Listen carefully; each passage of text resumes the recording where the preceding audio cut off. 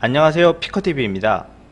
미국이 중국은행 3곳에 미 금융시스템 차단이라는 치명적인 제재를 준비 중이라고 하여 알아보았습니다.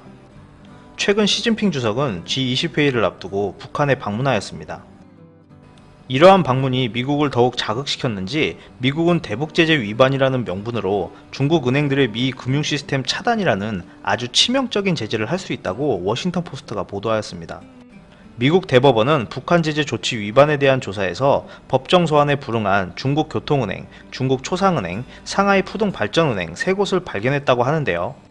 이 중 한 곳인 중국 상하이 푸둥발전은행은 미 금융시스템 접근이 차단될 수 있다고 덧붙였습니다. 상하이 푸둥발전은행의 자산 규모는 9천억 달러로 중국 내에서 9위이고 미국 투자은행인 골드만삭스와 맞먹는 대형은행으로 알려져 있다는데요. 미국이 애국법을 근거로 달러 거래 시스템의 접근을 차단할 경우 말 그대로 사형 선고나 다름없는 엄청난 타격을 받을 수 있다는 경고성 발언들이 나오고 있습니다. 이 은행 3곳은 미 연방지방법원이 대북제재 위반 혐의를 조사하기 위해 소환장을 발부하였지만 법정 소환에 불응해 법정 모독죄를 적용받은 것으로 알려져 있습니다.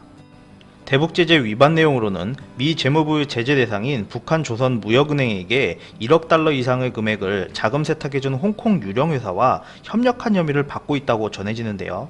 앞서 지난달 15일 미 법무부가 공개한 문건에 따르면 대북제재 위반 조사에 협조하지 않은 중국은행 3곳에 대해 베럴 하월 워싱턴 DC 연방지법원장은 미국의 자료 제출 요청에 중국 정부가 비협조적이고 북한의 핵무기 및 탄도미사일 프로그램에 대응하는 것이 미국의 핵심 국가안보 이익을 위한 대처라는 점이 이유라고 주장하였습니다. 워싱턴 포스트에 따르면 미국은 지난 2010년에도 외국은행을 상대로 애국법을 근거로 한 소환장을 발부한 적이 있다는데요. 그 당시에는 대상이 사우디아라비아의 작은 은행이었고 해당 문제는 소환이 이루어지기 전 해결되었다고 전해집니다. 마이클 그린월드 전직 재무부 외교 담당관은 많은 중국 은행들이 미국 은행들보다 규모가 크기 때문에 달러를 차단하면 전 세계 금융시장에서 연쇄적인 교란을 일으킬 수도 있다라고 지적하였는데요.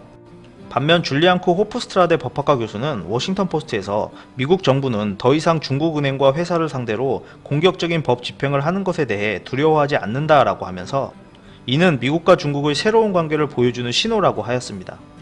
파이낸셜 뉴스에서는 중국은행이 제재 대상으로 될 것이라는 결정적인 정보는 없다고 전하면서 지나치게 해석하지 말아야 한다고 전하고 있습니다만 이번 조치가 실행될 경우 세계 금융 시스템에 큰 위협이 될 수 있다는 우려는 급속하게 퍼지고 있는 실정입니다. 끝까지 시청해주셔서 감사합니다. 구독, 좋아요 부탁드립니다.